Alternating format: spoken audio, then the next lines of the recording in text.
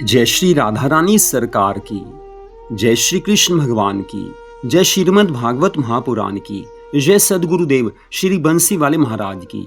श्रीमद् भागवत महापुराण के 10वें स्कंद के अध्याय 59 और 60 की कथा को आज हम आपको सुनाने जा रहे हैं, जो कि इस प्रकार है। श्रीमद् भागवत महापुराण के 10वें स्कंद की कथा का वर्णन करते हुए श्री सुखदेव जी महाराज कहने लगे हैं, हे राजा परीक्षित, एक बार पृथ्वी ने घोर तप किया। तब ब्रह्मा, विष्णु और भगवान शिव ने उसे दर्शन देकर उससे पूछा कि तू ऐसा घोर तप किस लिए कर रही है। उस समय पृथ्वी ने कहा कि आप कृपा करके मुझे एक ऐसा पुत्र दीजिए जो तीनों लोकों में सबसे अधिक बलवान हो और किसी के हाथ से ना मारा जाए। यह सुनकर देवताओं ने वरदान दिया कि हे पृथ्वी, तेरा एक पुत्र नरकासुर भौमासुर नाम का होगा। वह पृथ्वी के सब राजाओं तथा देवताओं को भी जीत लेगा। बड़े बड़े राजाओं की 16,100 कन्याओं को छीनकर वह अपने घर ले आएगा। वह भगवान श्री कृष्ण जी के अतिरिक्त किसी के हाथ से नहीं मारा जाएगा। इतना कहकर तीनों देवता अंतर ध्यान हो गए। ये राजा परीक्षित, कुछ समय बाद पृथ्वी के भौमासुर अथवा नरकासुर नाम का एक पुत्र उत्पन्न हुआ। वह प्राज्ञ ज्योतिषपुर को अपनी राजधानी बनाकर राज्य करने लगा। उसने पृथ्वी भर के राजाओं को पराजित करके उनकी 16,100 राजकन्याओं को अपने घर रख लिया। सबको कैद खाने में लाकर बंद किया है और सोचने लगा कि जब इनकी संख्या 1,00,000 हो जाएगी तब मैं सबके साथ एक ही बार में विवाह करूंगा। एक दिन देवऋषि नारद जी ने उन कन्याओं के पास पहुंचकर उन्हें समझाया कि तुम चिंता मत करो, भगवान श्री कृष्ण जी कुछ दिनों में तुम सबको इससे मुक्त कर देंगे। एक दिन भौमासुर विमान में बैठकर देवलोक में पहुंच गया और वहां इंद्र आदि समस्त देवताओं को हराकर अदिति के कुंडल और इंद्र का छत्र छीन लाया। इससे इंद्र बहुत भयभीत होकर द्वारिकापुरी में भगवान श्री कृष्ण जी की सभा में गया और वहां उनसे हाथ जोड़कर प्रार्थना की है कि हे त्रिलोकीनाथ प्रभु, भौमासुर नामक एक अत्यंत बलि दैत्य प्रकट होकर सब देवताओं को सता रहा है। उसने मेरी माता के कुंडल और मेरा छत्र छीन लिया है, अतः आप उसे शीघ्र ही मारकर हम सब की रक्षा कीजिए। यह सुनकर भगवान श्री कृष्ण जी ने देवराज इंद्र को धीरज बंधाकर विदा किया और आप सत्यभामा के समीप जाकर बोले कि हे सत्यभामा, हम गरुड़ पर बैठकर भौमासुर से युद्ध करने जा रहे हैं। यदि तुम चलना चाहो तो हमारे साथ चलो, वहीं से हम देवलोक भी जाएंगे। यह सुनकर सत्यभामा हर्षित हो उनके साथ चलने को तैयार हुई है। हे राजा परीक्षित, भौमासुर का नगर 3 परकोटाओं के अंदर था। पहला परकोटा पहाड़ का था, उसके अंदर दूसरा परकोटा शस्त्रों से बना हुआ था और तीसरे परकोटे के घेरे में अग्नि प्रज्वलित रहती थी।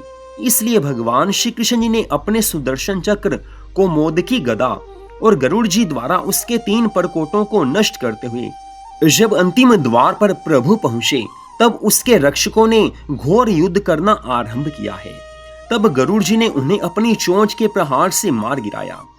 उस समय त्रिलोकीनाथ भगवान श्री कृष्ण जी ने अंदर पहुंचकर अपना 5 जन्य नामक शंख बजाया। उस समय भौमासुर निद्रा से जागकर सोचने लगा कि ये कौन है जिसने अपनी शंख ध्वनि से मुझे जगाया है।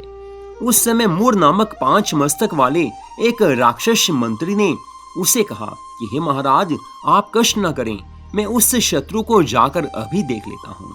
इतना कहकर मूर दैत्य त्रिशूल हाथ में लेकर भगवान श्री कृष्ण जी से युद्ध करने लगा।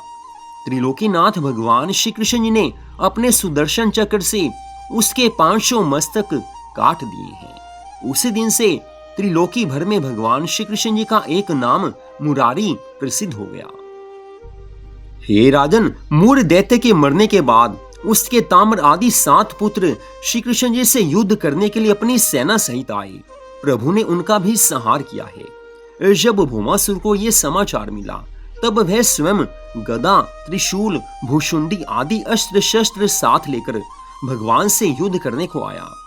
जब भगवान श्री कृष्ण जी ने उसके सब अस्त्र शस्त्र काट दिए तब वह अत्यंत क्रोध करके अपना त्रिशूल उठाकर उनकी ओर दौड़ पड़ा है। उस समय सत्यभामा ने भयभीत होकर द्वारिकानाथ भगवान श्री कृष्ण जी से कहा है कि हे प्रभु, आप इस पापी को शीघ्र मार डालिए। सत्यभामा के मुख से ऐसे वचन निकलते ही भगवान श्री कृष्ण जी ने उसका मस्तक सुदर्शन चक्र से काट गिराया। हे राजा परीक्षित, जब भौमासुर मारा गया तब पृथ्वी अपनी पुत्र वधू भौमासुर की पत्नी तथा पौत्र को साथ लेकर भगवान श्री कृष्ण जी की शरण में आई है और भौमासुर द्वारा छीने गए कुंडल, छत्र और रत्न आदि को भगवान श्री द्वारिका नाथ जी के श्री चरणों में रखकर कहने लगी कि हे प्रभु, आपकी माया अपरंपार है, आपकी महिमा का वर्णन कोई नहीं कर सकता, आप मेरी दंडवत प्रणाम स्वीकार करें। इस प्रकार बहुत स्तुति करने के उपरांत पृथ्वी ने अपने पौत्र भगदत्त को प्रभु के चरणों में डाल दिया। तब भगवान ने उसे अभय दान दिया है। उस भौमासुर की स्त्री ने भगवान श्री कृष्ण जी की स्तुति करते हुए कहा कि हे प्रभु, जिस प्रकार आपने कृपा करके अपने दर्शनों से हमें कृतार्थ किया है, उसी प्रकार अब अपने चरणों से हमारे घर को भी पवित्र कीजिए। जब भगवान श्री कृष्ण जी उसके घर गए तो उसने श्री द्वारिका नाथ और सत्यभामा को रत्न जड़ित सिंहासन पर बैठाकर चरण धोए हैं, चरणामृत लेकर उन्हें 36 प्रकार के व्यंजन खिलाए हैं, फिर हाथ जोड़कर प्रार्थना की है कि हे प्रभु, आपसे वैर रखने वाला कोई भी जीवित नहीं रहता है। रावण और कंस आदि परम शक्तिशाली दुष्ट दैत्य भी मृत्यु को प्राप्त हुए। अस्तु अब आप भगदत्त को अपना सेवक जानिए तथा इसके पिता ने 16,100 राजकन्याओं को एकत्रित कर रखा है, इन्हें स्वीकार कीजिए। यह सुनकर भगवान उस स्थान पर आए हैं जहां भौमासुर ने उन राजपुत्रियों को बंद करके रखा था। जब भगवान श्री कृष्ण जी ने उन्हें देखा तो वे सब अत्यंत प्रसन्न होकर हाथ जोड़कर कहने लगी है, हे प्रभु द्वारिकाधीश, जिस प्रकार आपने हमें मुक्त किया है उसी प्रकार अब आप हमें अपनी दासी बनाकर अपनी सेवा में रखिएगा। हम आपके श्री चरणों की शरण में हैं। तत्पश्चात भगवान श्री कृष्ण जी ने भगदत्त को राज सिंहासन पर बैठाया और उसे धर्म पूर्वक प्रजा पालन करने का आदेश दिया है। भगदत्त ने भगवान को अनेक प्रकार के रत्न, मणि और अन्य वस्तुएं भेंट में दी हैं। तदुपरांत उसने सभी राजकन्याओं को उत्तमोत्तम वस्त्र आभूषण पहनाकर पालकी आदि में बैठाकर श्री मुरली मनोहर भगवान के साथ विदा किया है। जिस समय श्री श्याम सुंदर उन्हें साथ लेकर चले उस समय उनकी शोभा ऐसी मालूम हो रही थी जैसे तारागणों के बीच में चंद्रमा सुशोभित होता है। प्रभु ने सेना सहित सब राजकन्याओं को तो द्वारिका भेज दिया और स्वयं सत्यभामा के साथ गरुड़ पर बैठकर इंद्र लोक को आए हैं। ये राजा परीक्षित, भौमासुर की मृत्यु होने पर इंद्र अत्यंत प्रसन्न था। उसी समय श्री श्याम सुंदर स्वर्ग लोक में जा पहुंचे। भगवान को आए देख आज सब देवताओं ने उन्हें आदर सम्मान पूर्वक इंद्रासन पर बैठाया है। तब भगवान ने अदिति के कुंडल तथा इंद्र का छत्र इंद्र को दिया है। भगवान श्री कृष्ण जी के इंद्रपुरी में आने का समाचार सुनकर जब देवऋषि नारद जी वहां आए उस समय भगवान ने नारद जी को प्रणाम करके कहा है कि हे मुनिवर, आप इंद्र से ये कहिए कि सत्यभामा के बगीचे के लिए तुम कल्प वृक्ष को दे दो। नारद जी ने जब ये बात देवराज इंद्र से जाकर कही तो इंद्र चुप हो गया, परंतु इंद्राणी ने अत्यंत क्रुद्ध होकर इंद्र से कहा कि हे देवराज, कृष्ण ने ब्रज में तुम्हारी पूजा छुड़वाकर गोवर्धन पर्वत की पूजा करवाई थी, तुम्हारा अपमान किया था। अब तुमसे कल्प वृक्ष लेने आया है, सो हम उसे कल्प वृक्ष नहीं देंगे।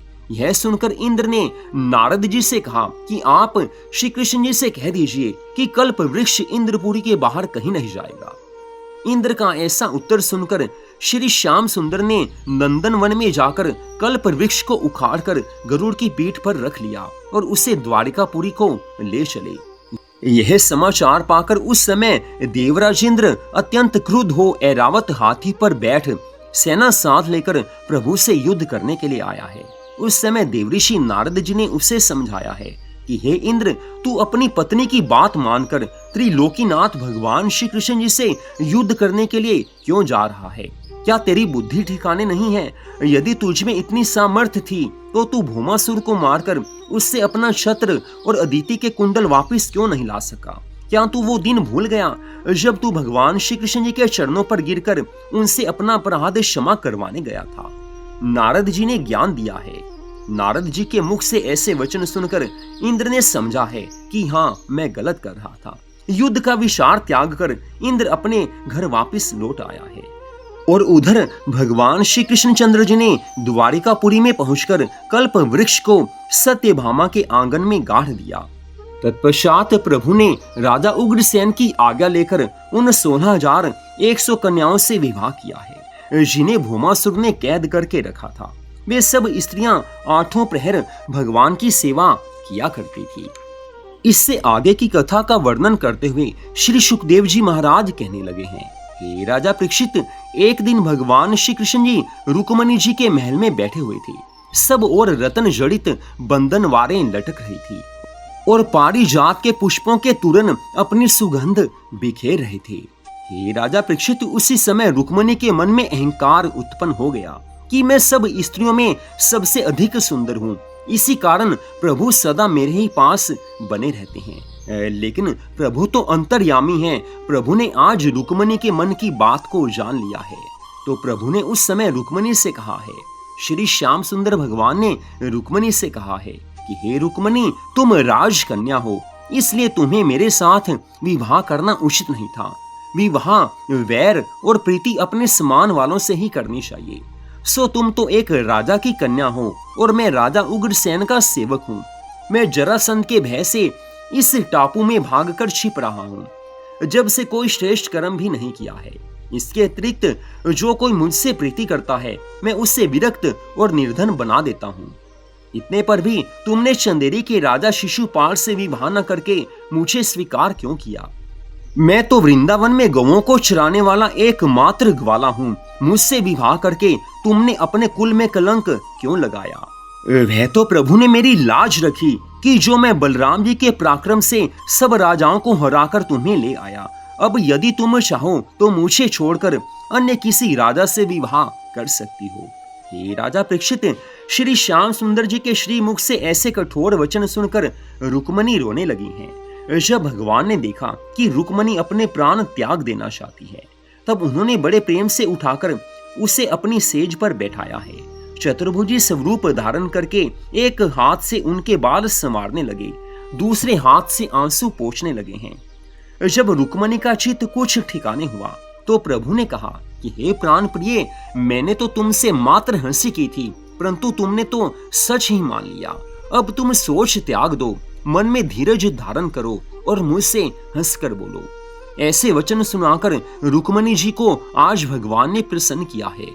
रुक्मणी जी का आज सारा शोक दूर हो गया, लेकिन उस समय वे अपने को श्री हरि की गोद में देखकर लज्जित होकर उठ खड़ी हुई, फिर हाथ जोड़कर कहने लगी हैं कि हे प्राणेश्वर, आप मुझे किसी राजा के पास रहने के लिए कहते हैं, सो आपके समान परम प्रतापी पृथ्वी पर दूसरा कौन हो सकता है? ब्रह्मा विष्णु महेश आदि देवता भी सदा आपके चरणों का ध्यान करते हैं। आपकी कृपा को प्राप्त करके वे इतनी सामर्थ्य रखते हैं कि चाहे जिसको वरदान दे दें, चाहे जिसको राजा बना दें। हे प्रभु, आपको स्मरण और ध्यान करने से सच्चा सुख प्राप्त होता है। आपके चरणों की भक्ति प्राप्त करने के लिए बड़े बड़े राजा महाराजा अपने अपने राजपाट को त्याग कर वन में जाकर तपस्या किया करते हैं। हे प्रभु, आप तीनों गुणों से परे हैं और अपने भक्तों को सुख देने और पृथ्वी का भार उतारने के लिए सगुण रूप से अवतार धारण करते हैं। मुझ में इतनी सामर्थ्य कहाँ है जो मैं आपकी प्रार्थना कर सकूं? हे दीन बंधु, आपने जरासंध और शिशुपाल आदि बड़े बड़े राजाओं को एक ही क्षण में मार दिया। आपसे अधिक बलवान अन्य कोई हो नहीं सकता। राजा अम्बरीश, भक्त प्रहलाद, भक्त प्रियव्रत और जड़ भरत आदि ज्ञानी राजाओं ने आपकी भक्ति प्राप्त करने के हेतु 7 द्वीपों का राज्य त्याग दिया। आपने जो ये कहा था कि आप अपनी इच्छा से नहीं अपितु मेरी इच्छा से ही मुझे यहाँ लाए हैं, सो इसमें कुछ संदेह नहीं है, क्योंकि जब स्वयं लक्ष्मी जी 8 प्रहर आपके चरणों की सेवा करती हैं, वहाँ मेरी क्या गिनती है? हे प्रभु, चंदेरी के राजा शिशुपाल आपके सामने कुछ भी नहीं है। तब क्या ये उचित था कि संसार के उत्पन्नकर्ता को छोड़कर एक तुच्छ मनुष्य को मैं स्वीकार करती? हे नाथ, जिस प्रकार अम्बरीश आपके चरणों की सेवा करके मुक्त हुए हैं, उसी प्रकार मैं भी आपके चरणों को धोकर भवसागर से पार उतर जाऊंगी। हे प्रभु, जो स्त्री निष्कपट भाव से अपने पति की सेवा करती है, उसे जगत में सभी मनोरथ प्राप्त होते हैं और अंत में मोक्ष मिलता है। जिस तरह राजा इंद्रमत की कन्या ने तपस्या करके दूसरे जन्म में शिखंडी का जन्म पाकर भीष्म पितामह से बदला लिया, मैं वैसा नहीं कर सकती, क्योंकि मैं तो आपकी जन्मों जन्मों की दासी हूँ और सदा आपकी दासी बने ही रहूंगी। मैंने वेद शास्त्रों से आपकी प्रशंसा सुनी है। ब्रह्मा आदि देवता तथा नारद आदि मुनि सदा आपके ही गुणों का गान करते हैं। जिस प्रकार दया करके आप मुझे यहाँ ले आए, उसी प्रकार जन्म जन्मांतरों तक अपनी सेवा में रखिएगा। हे प्रभु, आप तो अंतर्यामी हैं, फिर ऐसे कठोर वचन कहकर मेरे हृदय को आप क्यों दुखाते हैं? इतनी कथा सुनाकर श्री सुखदेव जी महाराज कहने लगे हैं, हे राजा परीक्षित, रुक्मणी के मुख से ऐसे वचन सुनकर भगवान श्री कृष्ण जी ने कहा कि हे प्रिय, तुम्हारे प्रेम में मेरा पूर्ण विश्वास है। मैंने तो परीक्षा लेने के लिए तुमसे इस प्रकार के वचन कहे थे, अब मैं तुम्हारे गुणों की प्रशंसा करता हूँ। पतिव्रता स्त्रियों का यही धर्म है कि वे अपनी पति की आज्ञानुसार आचरण करें। लेकिन हे रुक्मणी, मैं तुम्हारी सुंदरता देखकर तुम्हें लेने के लिए कुंडिनपुर नहीं गया था, अपितु तुम्हारे मन का सच्चा प्रेम देखकर ही मैं तुम्हें लेने गया था। अब प्रभु ने ऐसी बात कही तो उस समय रुक्मणी का मान टूट गया, उसका घमंड चूर चूर हो गया, क्योंकि रुक्मणी ने मन में उस समय यही सोचा था कि मैं प्रभु को सबसे ज्यादा प्यारी हूँ, मैं सबसे ज्यादा सुंदर हूँ, इस कारण प्रभु सदा मेरे पास रहते हैं। लेकिन आज भगवान ने रुक्मणी का बातों ही बातों में घमंड तोड़ दिया है कि हे रुक्मणी, तुम्हारी सुंदरता देखकर मैं तुम्हें लेने नहीं आया था, मैं तो तुम्हारे मन के सच्चे प्रेम को देखकर तुम्हें लेने आया था। आज श्याम सुंदर भगवान आगे रुक्मणी जी से कहने लगे हैं कि हे प्रिय, मैं तुम्हारे ऊपर बहुत प्रसन्न हूँ। हे प्रिय, जो कोई हमारे तुम्हारे इस वार्तालाप को प्रेम पूर्वक सच्चे मन से कहेगा अथवा सुनेगा, उसे भी पति पत्नी का सच्चा प्रेम प्राप्त होगा। ये राजा परीक्षित, भगवान श्री कृष्ण जी के ऐसे वचन सुनकर रुक्मणी जी की उदासी दूर हो गई है और प्रभु चरणों में वो नमस्कार करने लगी है। तो यहीं पर आज की इस कथा का विश्राम होता है। अगले भाग में आप इससे आगे की कथा को सुन पाएंगे। जय श्री राधा रानी सरकार की, जय श्री कृष्ण भगवान की, जय श्रीमद् भागवत महापुराण की, जय सद्गुरुदेव श्री बंसी वाले महाराज की। जय जय श्री राधे, जय जय श्री राधे, जय जय श्री राधे श्याम।